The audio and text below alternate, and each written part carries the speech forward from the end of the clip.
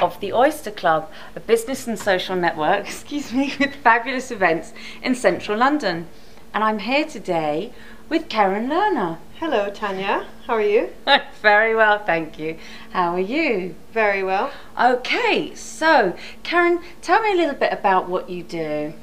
I run a small central London web design company called Top Left Design. That's www.topleftdesign.com. And what we do is websites, email newsletters, blogs, and social media training. So we help our clients get more up to date with their marketing and educate them along the way, as well as create ways for them to communicate their key messages and make themselves look great so that when everyone looks at them online, they're impressed.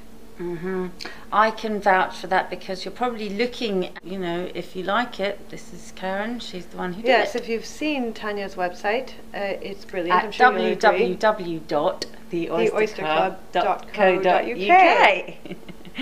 Okay, so we will have to edit, you know this. Either that or this is take one. So Keren, tell me a little bit more about yourself.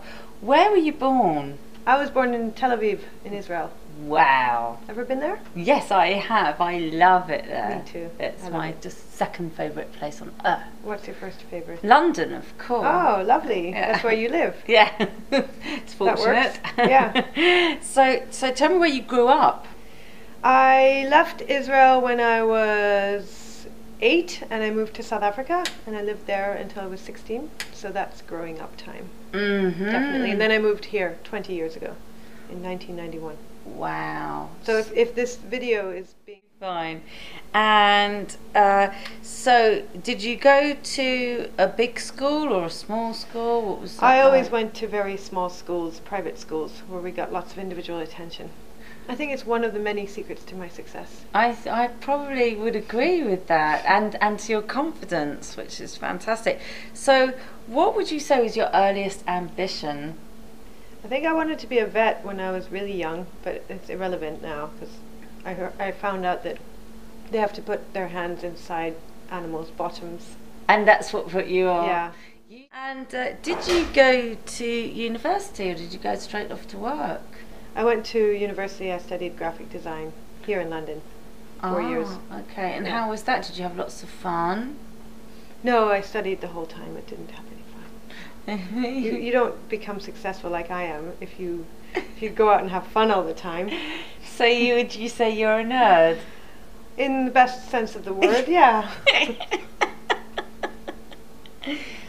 I forgot to mention we're here at the bar. This is actually Keren's abode, and these are all her drinks. So she's not that much of a nerd, clearly. Yeah, but I don't really drink, so no, not like some people. No. So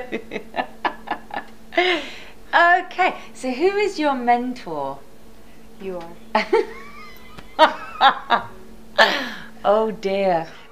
And okay, so how physically fit are you? We discussed this question. Are we not going to answer it? I'm above average, but below athlete. Oh, good. Well, that's fit and healthy. That's what we like to hear. No couch potatoes around here. And okay, so this is a really interesting question. Okay, what would you say is the key to success? Would you say it's more about ambition or it's more about talent? It's about working hard and continuing to improve yourself and never giving up.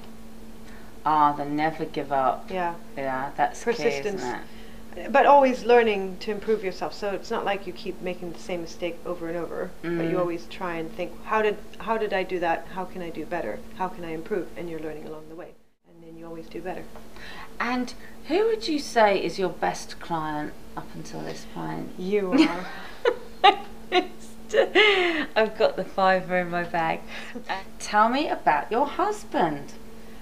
Anders. Yeah. Well, he's great. He's a lawyer, a media lawyer, and he's tall, blonde, and Swedish. So he's also very good looking and smart, and he's great at driving, and he's good at DIY. He's the perfect husband. Wow, that's fantastic. That sounds great. And I know you like to go and do extreme sports, don't you? No, that would be him. That would be him. Yeah, I don't So like extreme sports. You just send him off to do the extreme sports? He can go, I worry, and then I make sure I'm here waiting for him when he comes back. So he he's likes a tall, blonde, motorbike. handsome daredevil. Yes, he is. Ooh. We've never seen Anders. No, I have. If I wasn't so, completely round the twist and unable to even work out how to turn my computer on, I'd probably want a job here too. So, what would you say if you could talk to your 20-year-old self? What would you think they'd make of you now if they met you now? What would they say? Wow, that was a long time ago. I think they'd be impressed because back then I wouldn't have ever done any public speaking, or I was scared to do a lot of things, and I'm still scared of doing lots of things, but it's a lot less than what I was scared of them. I don't even think I think I'd be blown away.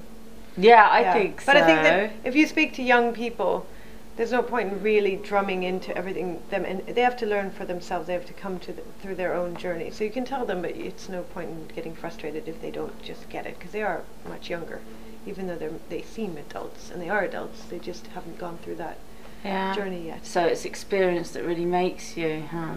Yeah, just like that Madonna song. Experience has made me rich. Now they're after me.